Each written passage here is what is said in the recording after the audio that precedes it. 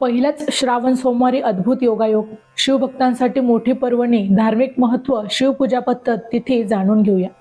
हिंदू धर्मात श्रावण महिना हा भगवान शिवाच्या उपासनेसाठी अत्यंत पवित्र मानला जातो. या महिन्यातील प्रत्येक सोमवार विशेष महत्त्वाचा असतो. ज्योतिषांच्या मते यंदा 2026 वर्षातला श्रावण महिना अनेक दुर्मिळ ज्योतिषीय योगायोगांमुळे अधिक महत्त्वाचा मानला जात आहे.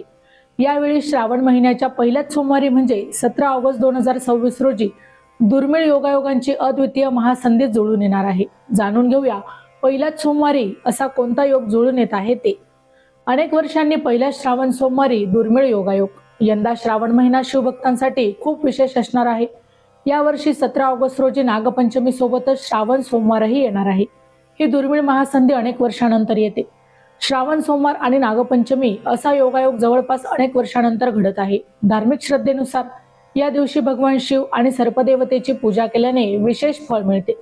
असे मानले जाते की या शुभ काळात शिवभक्तांनी पूजा केल्यास राहू आणि केतूच्या दुष्परिणामांपासून देखील मुक्ती मिळते आणि जीवनात सुख समृद्धीचा मार्ग मोकळा होतो. श्रावण 2026 हा कधीपासून सुरू होत आहे?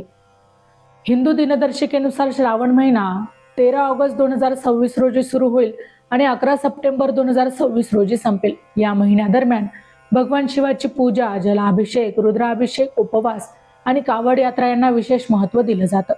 श्रावण सोमवार आणि नागपंचमी एकाच दिवशी. महत्त्व जाणून घेऊ. धार्मिक मान्यतेनुसार श्रावण महिना हा भगवान शिवाला प्रिय मानला जातो.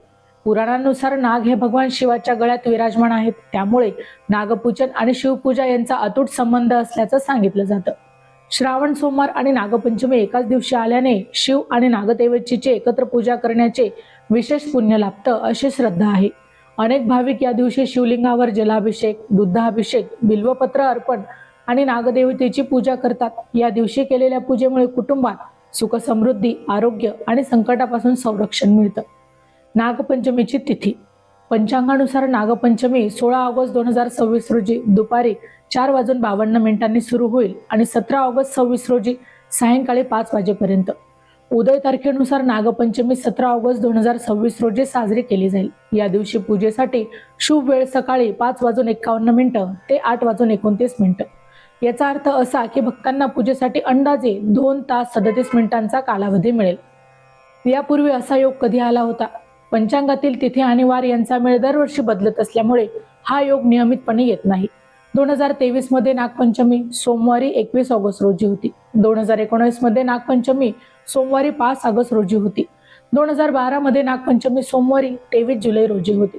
ही शुभ कार्य तुम्ही करू शकता. धार्मिक मान्यतेनुसार या दिवशी सकाळी स्नान करावे, भगवान शिवाला जलाभिषेक करावा, शिवलिंगाला बेलपत्र, पांढरी फुलं आणि धतुरा अर्पण करावा. त्यानंतर सर्पदेवाची पूजा करा. भक्तिभावाने ओम नमः शिवाय मंत्राचा जप करा. या विशेष दिवशी अन्न, वस्त्र आणि इतर जीवनावश्यक वस्तूंचे दान करणे देखील शुभ मानले जाते.